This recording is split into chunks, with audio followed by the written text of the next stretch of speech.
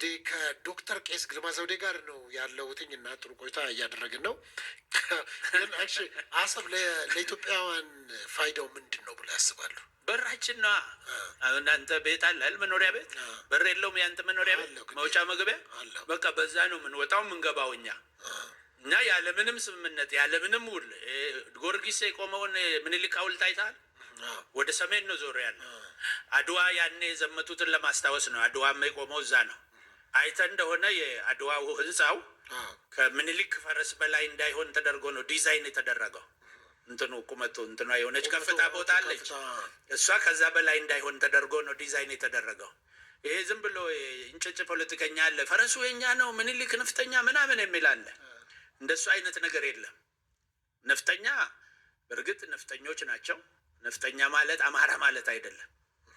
ኦሮሞ አማራ ነፍጠኛ አማራ መጥቶ ኦሮሞን የገዛ የለም። ራሱ የኦሮሞ ነፍጠኛ ነው። ምኒልክ ራሱ ኦሮሞ ነው። ኃይለሥላሴ ኦሮሞ ነው። ራስ ተፈሪ ኦሮሞ ናቸው።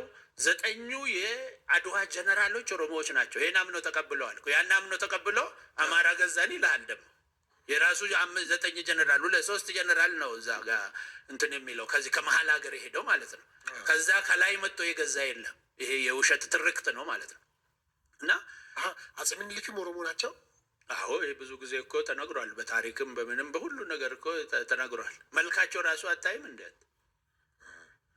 ቦረና ኦሮሞ እኮ ነው የሚመስሉ።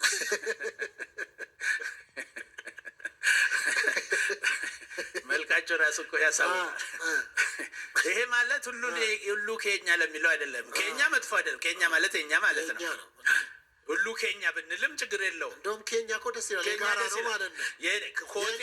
ኮቲ ነው እንጂ መጥፎ የኔ ነው እንጂ መጥፎ የኛ ብንል መጥፎ አይደለም። እዛ ያለውም የኛ ነው፣ ይሄም የኛ ነው። እኛ እኮ መሬቱ ብቻ አይደለም ህዝቡም የኛ ነው እያልኩ ያለሁት። ኤርትራ ኢሳያስ የኛ ነው አልኩ ካደ እንጂ ጻድቃንና ጌታቸው ረዳ ለጊዜው ነው እንጂ እንትና የሚጠቀሙበት እነዚህ ኩሾች ናቸው ምናምን ይገባሉ ብዬ ተናግረው ነበር አስታውሳለሁ። ተፈጸመ እኮ ትንቢቱ። አሁን እነዚህ አሁን ከሚናገሩት ነቢያት በላይ እኮ ፐርፌክት ነው።